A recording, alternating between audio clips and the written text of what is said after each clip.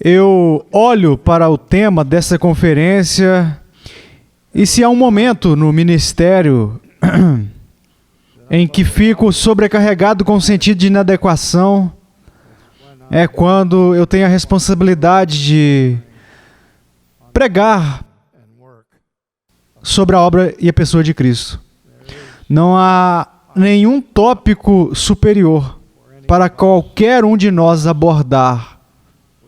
Nós nunca podemos reduzir a sua pessoa e a sua obra meramente ao escrutínio acadêmico, colocando ele, por assim dizer, sob nosso microscópio intelectual.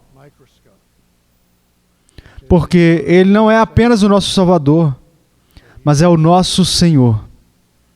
E é tudo para nós. Então, quando nós fazemos teologia na área da cristologia, o que nós fazemos é doxologia, porque não pode ser nada além disso.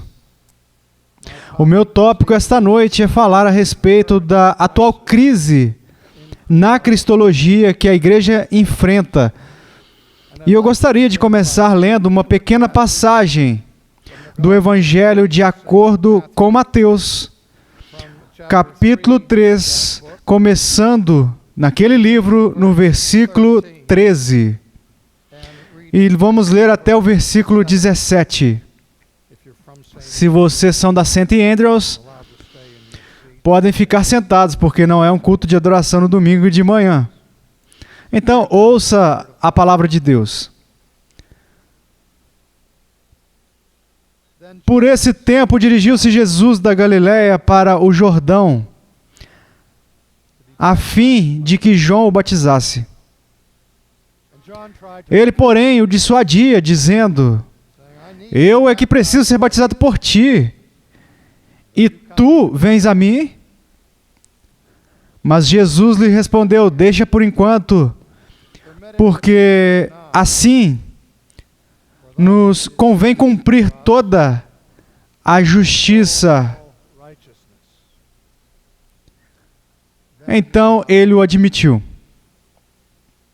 Batizado Jesus, saiu logo da água, e eis que se lhe abriram os céus, e viu o Espírito de Deus descendo como pomba, vindo sobre ele. E eis uma voz dos céus que dizia: Este é o meu Filho amado, em quem me comprazo. Vamos orar. Ó nosso Pai e nosso Deus, quando nós consideramos o significado deste momento registrado para nós por Mateus na história do mundo, nós tropeçamos nele porque sabemos que está além do nosso alcance, além do alcance do nosso entendimento. Então, imploramos a Ti, nesta noite, que o Senhor envie entre nós o Teu Espírito Santo, o Espírito da verdade, e que Ele ilumine este texto para nós. Quebre os escudos artificiais que nós colocamos sobre os nossos corações e o nosso entendimento, para que nós possamos enxergar a verdade, a excelência e a doçura do que nós podemos encontrar neste texto. Porque nós pedimos em nome do nosso Senhor Jesus. Amém. Amém. Quando nós lemos os vários aspectos do relato do Evangelho, do batismo de Jesus, que assinalou o início do seu ministério terreno, nós encontramos alguns elementos nele que, para dizer o mínimo, são mistificadores. Há algumas coisas nesta versão abreviada que Mateus dá aqui que nos deixa em grande grau de consternação e grande admiração com a audácia indescritível deste homem que foi comissionado por Deus para ser o arauto do reino vindouro de Deus. Embora tenha recebido o epíteto dizendo: não há ninguém maior do que João Batista, aqui este grande profeta, que ele está registrado no Novo Testamento, mas ele pertence ao período do Antigo Testamento, nós encontramos ele buscando repreender Jesus, tentando admoestar Jesus e tentando instruir Jesus, o que o qualificaria instantaneamente para ser um teólogo do século 21.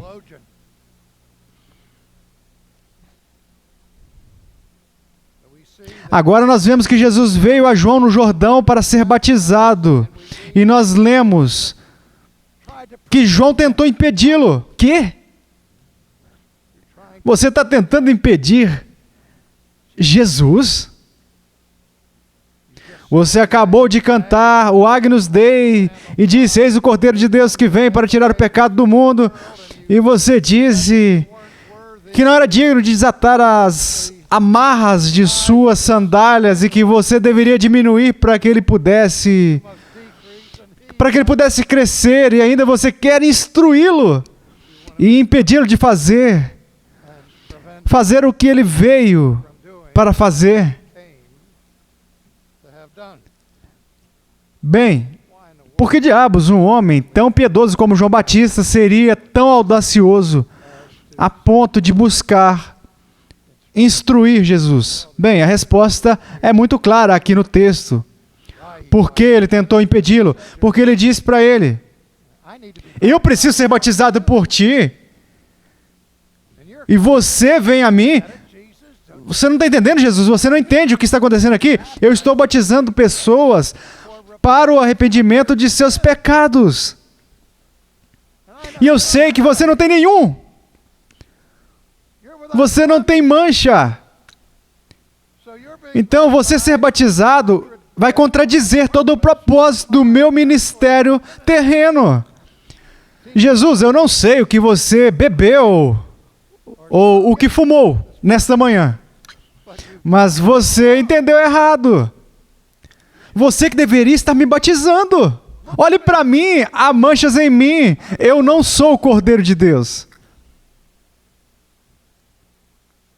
E eu não posso te batizar, porque isso ia significar que você tem pecados do qual se arrepender. Então, como Pedro, que diria coisas do tipo: não, Senhor, João persiste em tentar persuadir Jesus a não fazer isso. Então você pensaria que o texto ia continuar dizendo que Jesus puxou João de lado, longe da multidão, longe daquele povo, e disse: olha, vamos ter um pequeno seminário aqui a respeito de teologia. Deixa eu te explicar, ou me explicar para você, porque esse fenômeno estranho deveria ocorrer, que realmente há uma boa razão para que você me batize. Então, ele iria para uma discussão com ele a respeito do pacto das obras, do pacto da graça e a necessidade do mediador para representar o seu povo de uma maneira a fazer tudo o que é requerido de Israel. Ele poderia ter feito isso. Em vez disso, ele usou a espada de Damocles para cortar o nó górdio e um pouco da navalha de Ockham para simplificar o assunto, simplesmente dizendo: ei, João, fique em paz, sofra comigo um pouco, porque é necessário cumprir toda a justiça.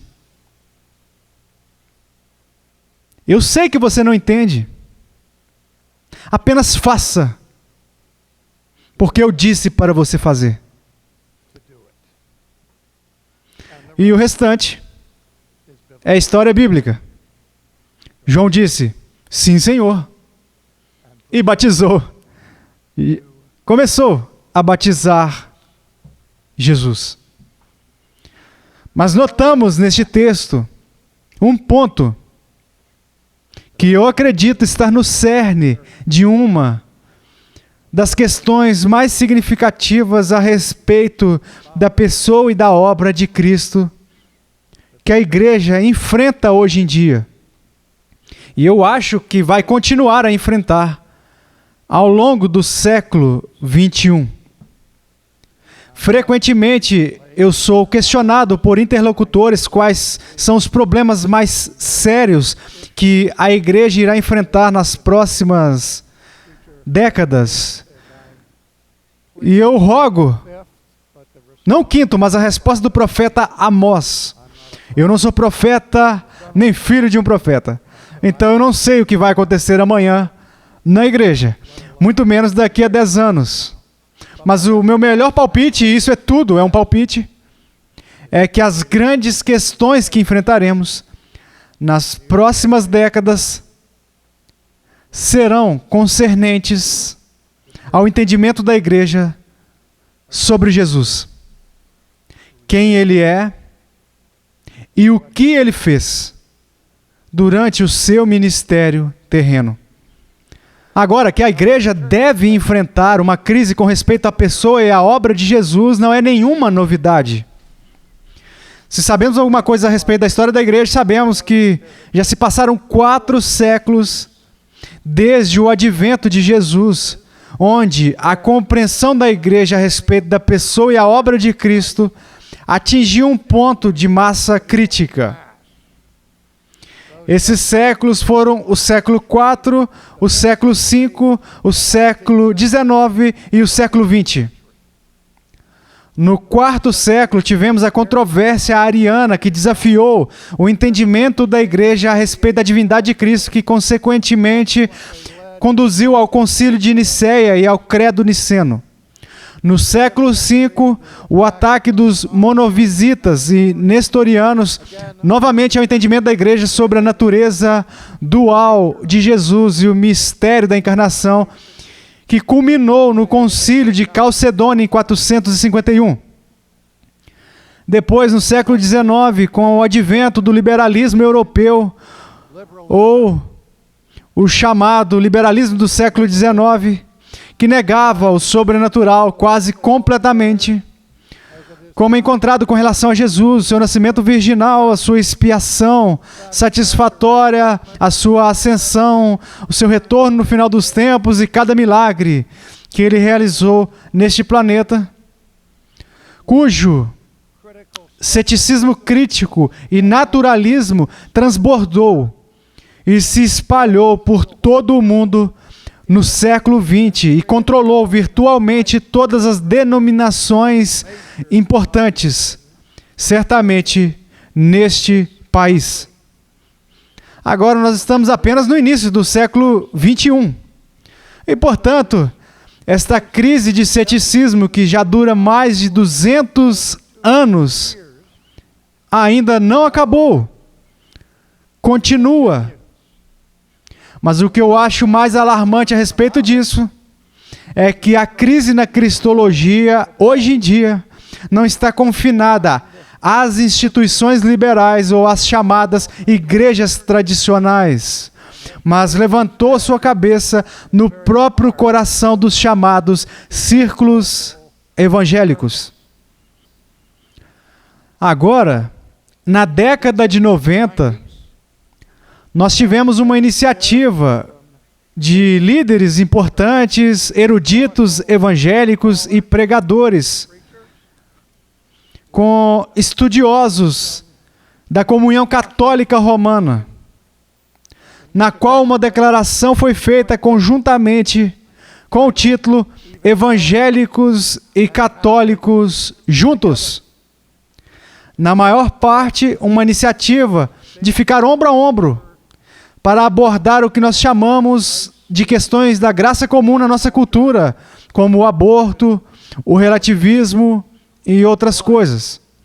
Mas em meio a essa afirmação estava a declaração de que os signatários diziam ter uma unidade de fé no Evangelho.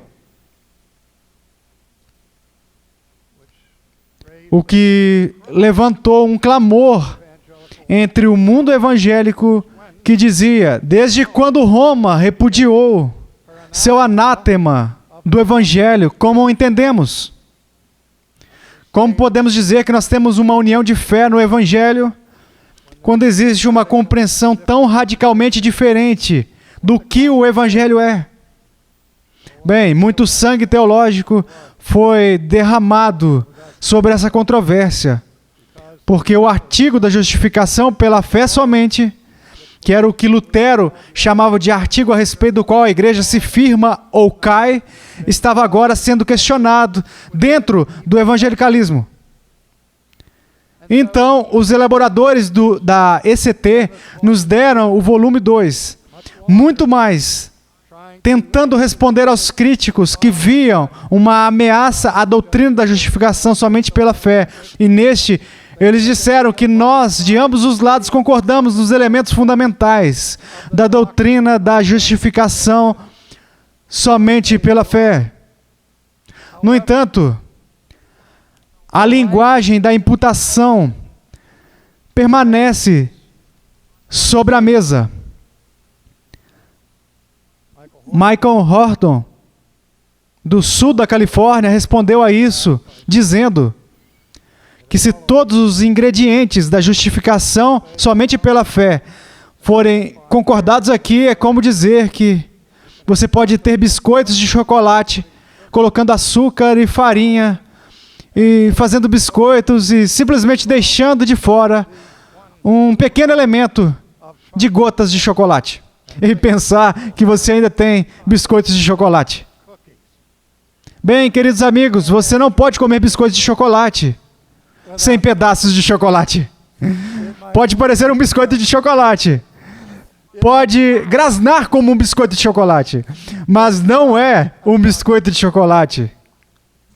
Mas veja, a crise estava em uma palavra. Aquela palavra, imputação. E,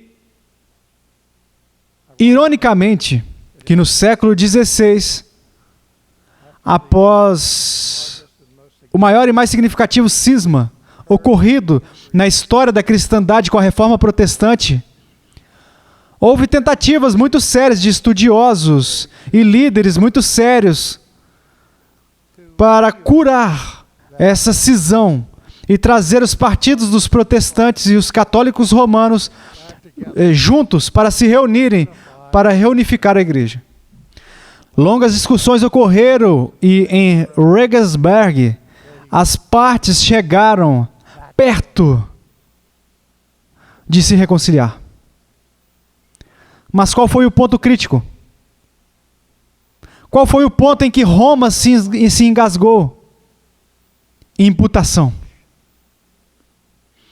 Agora, isso é simplesmente um exercício acadêmico em tecniquilha que não tem significado real para a pessoa média?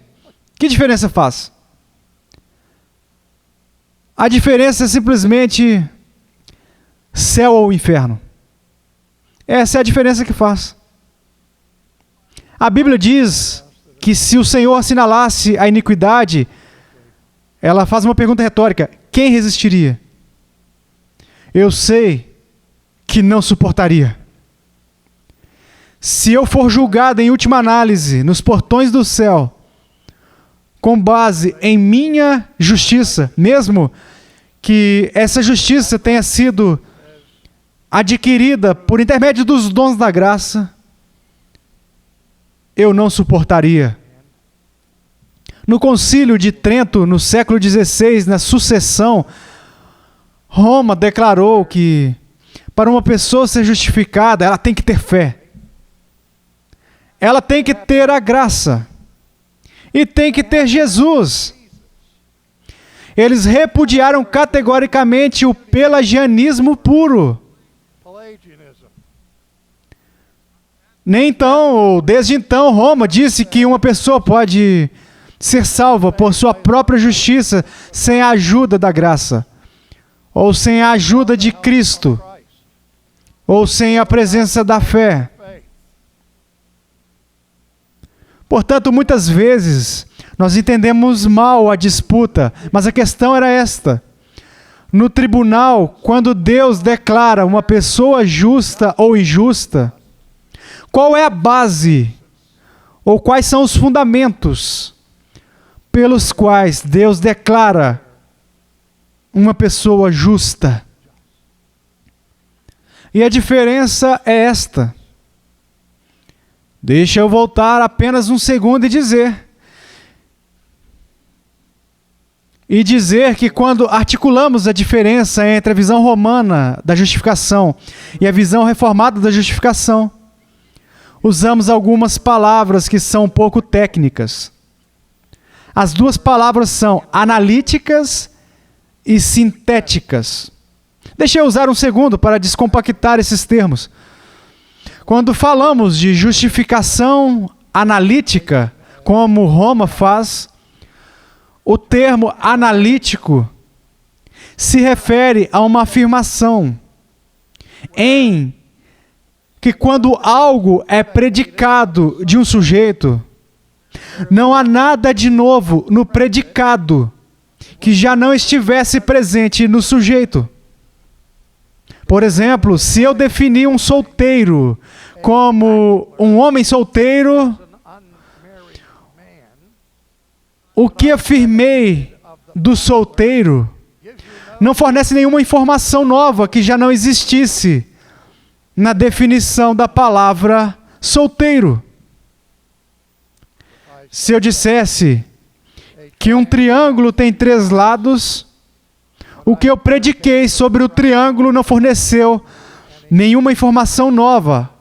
Ou forneceu? Se eu disser 2 mais 2 é igual a 4, a soma da questão é idêntica em ambos os lados do sinal de igualdade. Uma declaração analítica é uma tautologia. É verdade por definição. Nada de novo no predicado, que ainda não esteja lá no sujeito. Agora, como isso se aplica à teologia da justificação? Bem, na visão romana, que é analítica, dizia, Deus irá apenas declarar uma pessoa justa se, quando ele sujeitar essa pessoa ao seu exame onisciente, ele enxergar que essa pessoa é realmente justa, que essa pessoa realmente está justificada. Se ele encontrar uma impureza nessa pessoa, de acordo com as declarações mais recentes do Catecismo Católico, essa pessoa deve primeiro ir para o purgatório, antes de poder ir para o céu. O local de purificação, onde as impurezas e a escória serão separadas do ouro. E pior ainda, se a pessoa for considerada culpada de pecado mortal, ela nem mesmo terá a vantagem de ir ao purgatório, ok? Isso será contornado por uma viagem direta ao inferno. Se a nossa salvação e a justificação dependem da análise final de Deus sobre o estado da nossa justiça em nossa morte, deixa eu declarar a vocês algo esta noite, com certeza absoluta. Ninguém neste salão pode ir para o céu. Não há evangelho ali de maneira alguma. A teologia reformada ensina justificação sintética. O que significa que quando Deus olha para você no dia do julgamento, Ele não simplesmente te vê, mas ele enxerga algo adicionado a você. Agora, se eu digo, o solteiro é um homem rico, eu disse a vocês algo a respeito do solteiro, que não está analiticamente contido no termo solteiro. Porque nem todos os solteiros são homens ricos. Eles são todos homens solteiros, mas nem todos são ricos. Vocês enxergam agora a diferença entre o analítico e o sintético? E de novo, este não é apenas um exercício de teologia abstrata,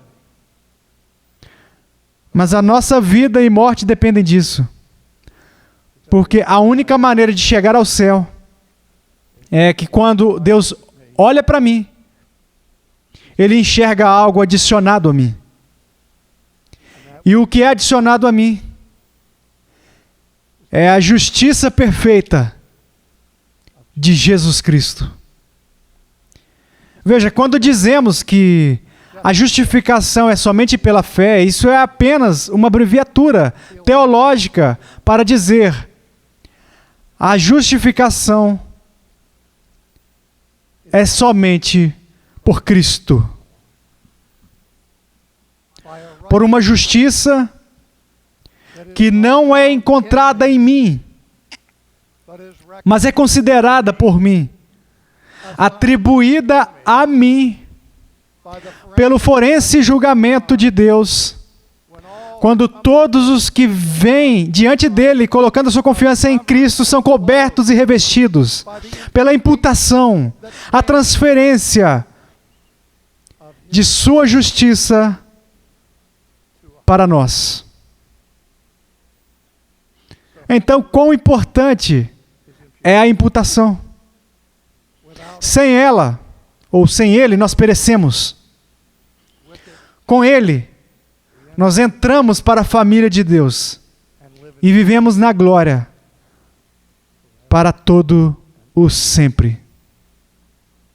Bem,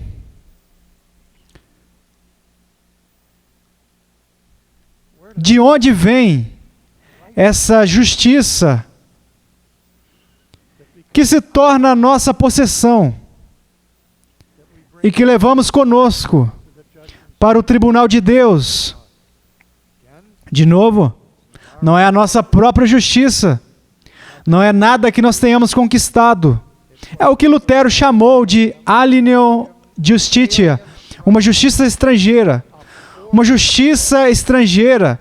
Uma justiça, ele disse, são nossos extras separados de nós. De novo, a justiça de Jesus, um dos slogans mais famosos de Lutero, todos vocês já ouviram, tenho certeza, é o slogan Simul justus et peccator. Ao mesmo tempo justo e pecador. Este é o Evangelho, em poucas palavras. Ao mesmo tempo, agora mesmo, enquanto estou diante de vocês, eu sou justo aos olhos de Deus pela justiça imputada do meu Senhor e Salvador, o meu mediador, Jesus Cristo. No entanto, ao mesmo tempo, considerando analiticamente, por mim mesmo, ainda sou um pecador. Vocês entenderam? A única maneira dos pecadores passarem pelos portões do céu é vestindo as vestes da justiça de outra pessoa. Essa é a boa notícia. As boas novas é que eu não serei julgado pela justiça do Arcis Pro, mas eu vou ser julgado pela justiça de Jesus Cristo. Você retira a imputação, você retira a justificação somente pela fé. Você tira a justificação somente pela fé. Você tira o Evangelho. Você tira o Evangelho. Você tira toda a esperança da sua sobrevivência futura. Agora, esta justiça imputada, de onde ela vem? O que é isso? Como isso aconteceu? Bem, desde o debate da ECT e o debate a respeito da imputação, nós temos visto nos círculos historicamente evangélicos um ataque contra a perfeita obediência ativa de Cristo, que na verdade é um ataque ao Evangelho. Nós fazemos uma distinção entre a obediência ativa e a passiva de Cristo durante a sua vida terrena. Bem, o que essa distinção significa? Se lembre de que é prerrogativa da mulher mudar de ideia. Isso é um absoluto moral, não é? E é direito do teólogo fazer distinções. É disso que nos tratamos. Então, distinguimos entre a obediência ativa e passiva de Jesus. Se você perguntar a uma criança de 6 anos, o que Jesus fez por você? Elas costumam responder na escola dominical: Jesus morreu na cruz pelos meus pecados. E de fato, ele fez isso. Outro ato necessário de imputação, que Deus transferiu o meu pecado e a minha culpa ao meu Salvador. Ele não morreu por si mesmo. Ele morreu por nós, enquanto carregava os nossos pecados no madeiro. Essa transferência é um ato de imputação, e chamamos isso de obediência passiva de Jesus. Agora, essa distinção entre ativo e passivo é um pouco curta e pode ser mais uma distinção do que precisava ser. Mas, em qualquer caso, o que significa a distinção é que em seu sofrimento e em sua morte, Jesus passivamente se permitiu ser um sacrifício, o cordeiro sacrificial por vocês e por mim. Ele concordou com a vontade de seu Pai poucas horas depois de suar gotas de sangue no Getsêmani, pedindo para que aquele cálice passasse dele. Mesmo assim, ele aceitou passivamente. Deixe acontecer. Faça isso comigo. Quando falamos a respeito da obediência ativa de Jesus, nós estamos olhando para a atividade de toda a sua vida terrena. Não apenas algumas horas na cruz do Gólgota, mas ao longo de toda a sua vida, onde a sua comida e a sua bebida era fazer a vontade de Deus, do Pai. Onde ele passou toda a sua vida com zelo pela casa de seu Pai, obedecendo ativamente a cada jeitinho da lei que Deus havia dado à raça humana. Nesse sentido, ele serviu como segundo ou novo Adão, que realizou o que Adão falhou em realizar. Com a desobediência de Adão, o mundo mergulhou na ruína. Mas pela obediência do Filho de Deus, nós somos levados em segurança para casa. Portanto, é toda a vida de Jesus em perfeita obediência à lei de Deus. Não temos ideia de como é isso. Os historiadores contam a história do tormento de Lutero como um monge. Sabe? Onde onde eles teriam tempo de confissão diária. E o restante dos monges entravam e diziam: pai, eu pequei. Eu cobicei um pouco do frango do irmão Jonathan no jantar ontem à noite e eu sinto muito. E o outro confessor dizia: diga, faça tantas Ave Marias aí e Pai Nossos e eu te concedo a absolvição absoluta e te mando embora para o trabalho. E Lutero, ele ia para o confessionário. Passava 15 minutos, 30 minutos, 1 hora, às vezes 2 horas, confessando os pecados que havia cometido nas últimas 24 horas. Ele era absolvido e no caminho de volta para o seu quarto, ele caía em desespero porque pensava e lembrava de um pecado que ele não tinha confessado. Agora, Lutero foi treinado em direito. Algumas pessoas dizem que ele era louco e simplesmente neurótico e dominado por esses complexos de culpa. Mas é assim que Martinho Lutero pensava. Ele dizia: agora vejamos, o grande mandamento é: amarás o Senhor teu Deus com toda a tua mente, toda a tua força, todo o teu coração e assim por diante. Ele disse: esse é o grande mandamento? Bem, se esse é o grande mandamento, então parecia a Lutero que a grande transgressão seria violar o grande mandamento.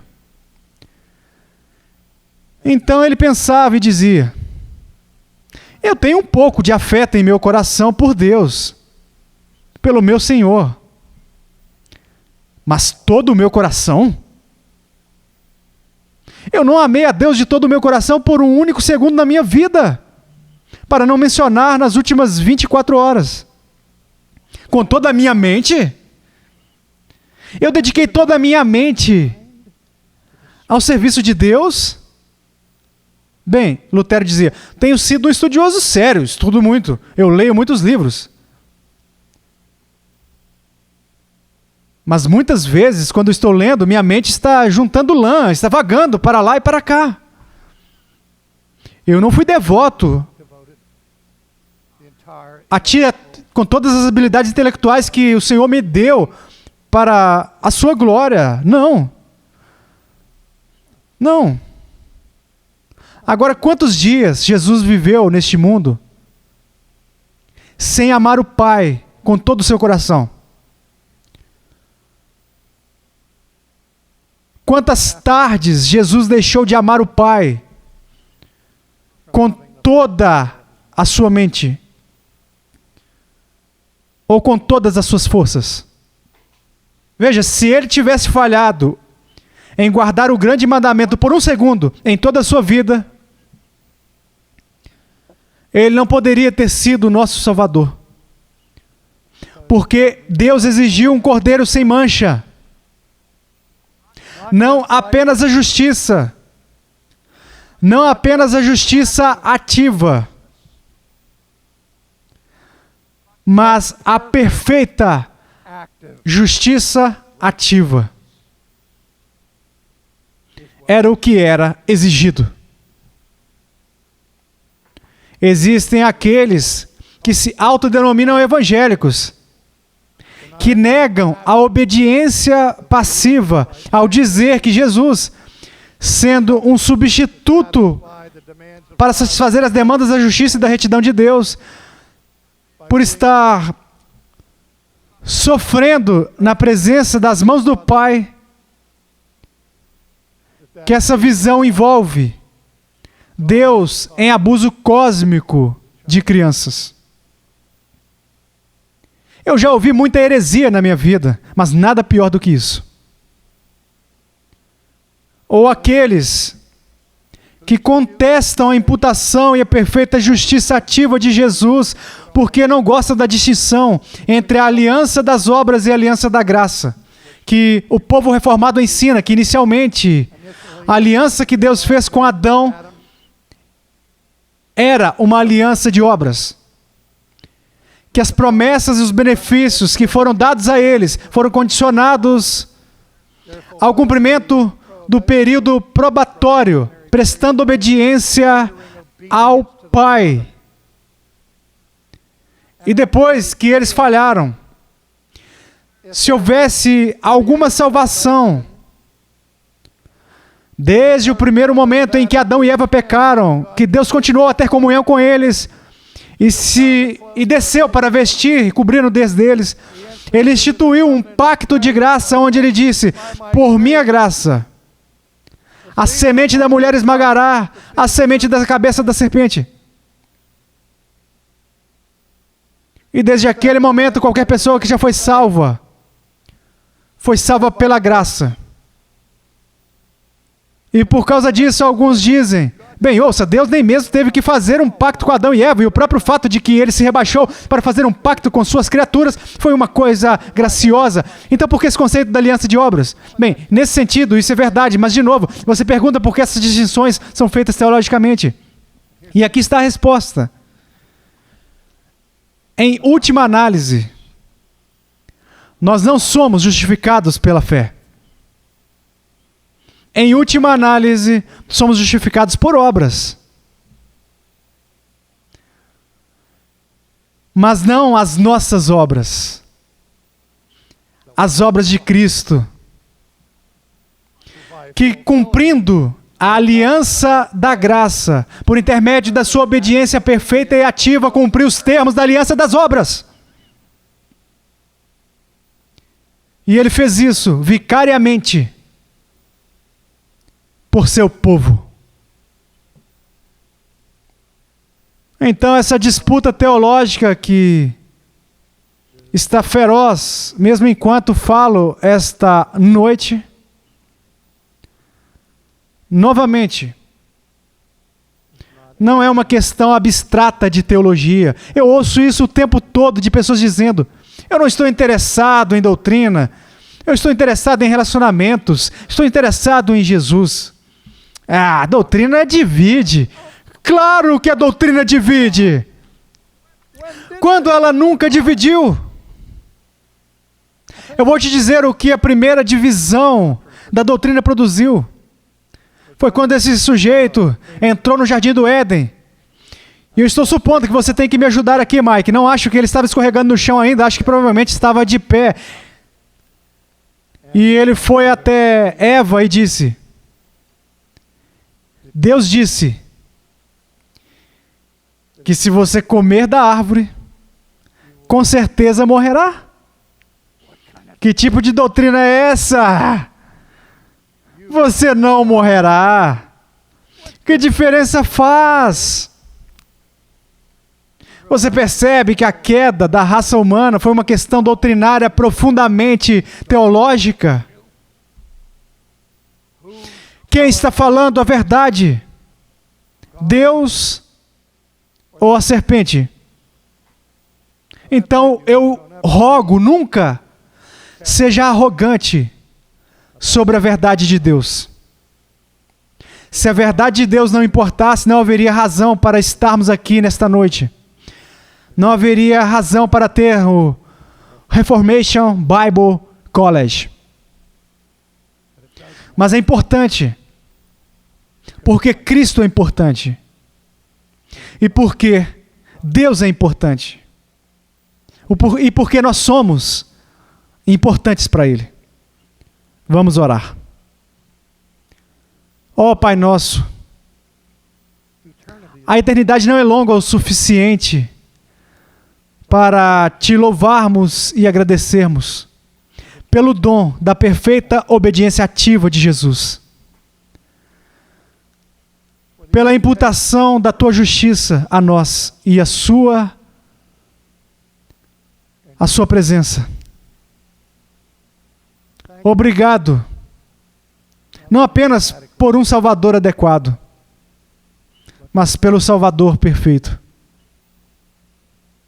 Nós oramos em teu nome. Amém.